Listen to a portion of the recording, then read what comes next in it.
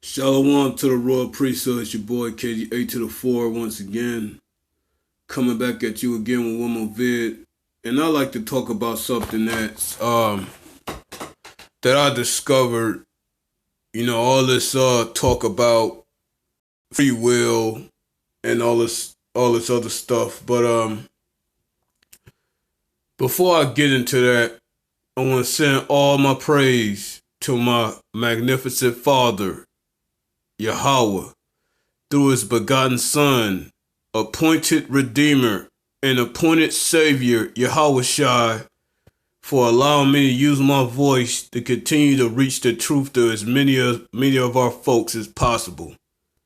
And in doing so, I want to ask my Father Yahawah to send his energy to all of our folks who are lifting thy voice like a trumpet and never ceasing, because this truth needs to come out in its most critical times as of right now, so that our royals could continue to receive that message and become strong, obedient servants of you as well, because we need all of our obedient servants on deck. This is spiritual war, and we must engage in it correctly in Yahawah's eyes in order to win. And that's what it's all about. To all those that are continue to lift our voice like thy trumpet, may you receive all the energy from our magnificent Father Yahawah. Shalom. Now I keep hearing this, this term called free will. And I ask myself, does it really exist?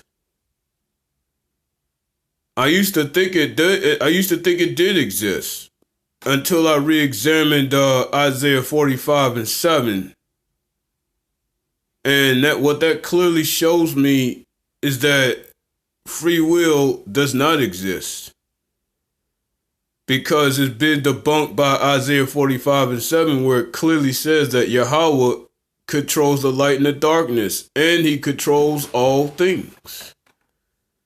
But I also found another verse up in Romans, which I will reveal a little, that we don't even control our movements. See, for those that's running around rejecting Yahawah, going along with this do as thou wilt, that whole quote by this Satanist named Aleister Crowley, I think that we seem to follow this whole do as thou wilt lie, that we got some sort of freedom around here. But what you're seeing right now is that the enemy continues to be oppressive towards us, because we bought into this thing called free will. But there's the other side to it. Go back to Isaiah 45:7, where it says Yahawah controls the light and the darkness, and he controls all things. So according to that verse in Isaiah, do we really have free will? And I'm going to say, for the flat out conclusion of this video, the answer is a flat out no. And I'm going to go ahead and prove it in Romans 1:28. Give me a sec.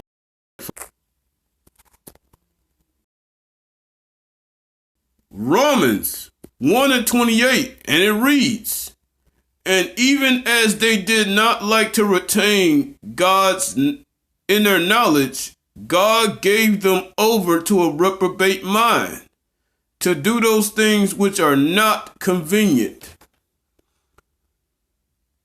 Let me read that again. "And even as they did not like to retain God in their knowledge, God gave them over to a reprobate mind, to do those things which are not convenient." See, all you hard-headed, unrepentant Negroes out there, y'all just gotta wake up through Romans 1 and 28. See all this John 3:16 style action that you're doing? And I know it's gonna hurt. I know it's gonna hit a lot of people, including some of those in the royal family. But I gotta say this. You was running around rejecting Yahawah as he was enjoying your time in China. Now that they treating you like dirt, you're basically receiving your judgment right now. As many of our African brothers are over there, what they say, 300,000? 300,000 of some of our fellow Israelites over there in Moabite land, aka China. Even though I don't believe that all 300,000 are straight Israelites, but I'm talking to those who are. Here's the problem. Some of our Israelites over there that came from Africa, they started celebrating this thing called, expat status. They thought the world loved them, which is that John 3:16 poison. And I'm gonna say this flat out: many of our African fam over there fell for that lie. They thought that the whole world loved them, but now through this crisis, they're now being blamed for something that they don't even have, which has been clearly proven that they don't have CV over there. They haven't brought CV to the land of Moab, but yet they're being severely punished for it. Why?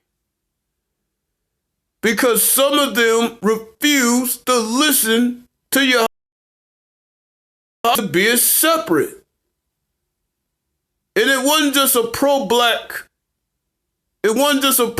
template. That is something that Yahawah has said from the very beginning. Now, even though I do feel for the pain of my Israelites over there, I do have to point this out. They forgot to remain separate. And that's why some of our fellow Israelites in China are receiving their judgment right now. This is what you get for mixing and mingling with everybody else except your own. This is the punishment that many of our Israelites are going through around the world. We're too busy mixing, mingling, and hugging with the enemy, want to hitch our wagon to the enemy, and you think you're not going to receive judgment right now? You must be sadly mistaken. Now, as I say again, I'm not a cruel person, but Yahawah says what he says. Those Israelites over there in China have been given over to a reprobate mind. That's the punishment for not coming back to Yahawah. And you can get upset with me all you want, but this is what Yahawah say. Because they want to run around thinking that the world loves them. And yes, many of our fellow Israelites in Africa feel this way, unfortunately. But now all of a sudden want to cry foul when they receive their judgment. Because if they would have never took the trip to China and stayed home, just like we're staying home right now, they would not be trapped. Some of our fellow Israelites in China would not be going through this judgment right now. You can be upset with me with this video. Yes, I feel for those fellow Israelites, but at the same time, Yahawah is putting them through judgment. And I'm not going to go against my Elohim for nobody. Yahawah says what he says. You refuse to listen to him. You want to keep going with this do what I want to do. Don't get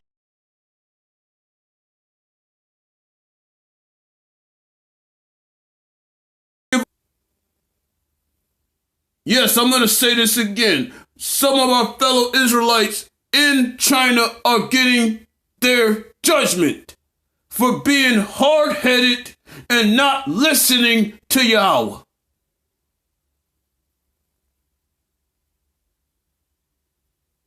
And that's pretty much it. As much as I like to rag on these weak heathens, we gotta rag on our hard-headed folks. As they said in Hosea 4:6. You reject Yahawah's knowledge, Yahawah will reject you. And Yahawah does reject his own people by giving some of our own hard-headed people a reprobate mind. We have to be very careful with this free will lie. This free will stuff that everybody's talking about is a lie. You run back to him, meaning Yahawah, you will be protected.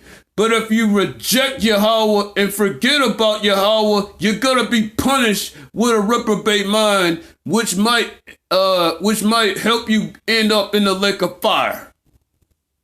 You cannot straddle that fence. This is not a fence you want to be straddling, Israel. You don't want to do that against Yahawah right now. And this is my strong message through Romans 1:28, as it clearly states. Those who reject Yahawah has been given over to a reprobate mind. So kill all this free will noise. There is no such thing. Reference it back to Isaiah 45:7. Because if Yahawah controls the light and the darkness and controls all things, which he does, he has shown in Romans 1:28, he could give you unbelievers over to a reprobate mind, which may lead you to that lake of fire. So be very careful with some of the things you say. And I'll end it on that note. Shalom to the royal priesthood. Shalom to all who enjoyed this video as it being a stern, harsh message to you unbelievers out there. You hard-headed unbelievers out there. This is your judgment. This is KDA to the 4. And I'll say peace, Israel. Shalom to all of Yasharallah that's standing up. Peace.